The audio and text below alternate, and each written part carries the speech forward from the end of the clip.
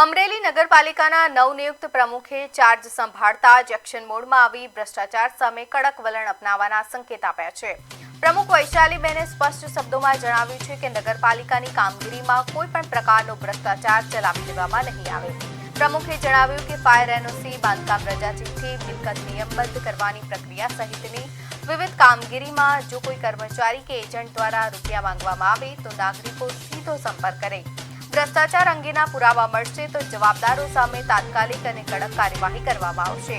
આ પ્રસંગે પીપી સુજીત્રાએ પણ ચેતવણી આપતા જણાવ્યું કે ભ્રષ્ટાચાર કરનારા કોઈ પણ તત્વોને બક્ષવામાં નહીં આવે। પારદર્શક અને જવાબદાર વહીવટ માટે નગરપાલિકા પ્રતિબદ્ધ છે। નવનિયુક્ત પ્રમુખ વૈશાલીબેને વધુમાં જણાવ્યું કે સાંસદ અને ઉર્જા મંત્રીના માર્ગદર્શન હેઠળ અમરેલી શહેરને વધુ સુંદર, સ્વચ્છ અને સમૃદ્ધ બનાવવા માટે કામગીરી હાથ ધરવામાં આવશે। કે અમરેલી નગરપાલિકામાં ફાયરની એનઓસી લેવામાં કે નગરપાલિકાની રજા ચિઠ્ઠી લેવામાં કે તમારું બાંધકામ નિયમબદ્ધ કરવામાં કોઈ પણ જગ્યાએ નગરપાલિકાના કર્મચારી પૈસા માગે કે એના એજન્ટો પૈસા માગે તો અમને ચોક્કસ જાણ કરજો। અમે એની ઉપર કડકમાં કડક પગલાં લેશું એવી પણ આપ સૌને ખાતરી આપીએ। અમરેલી નગરપાલિકામાં બિનહરીફ પ્રમુખ પદે ચૂંટાયેલી છું।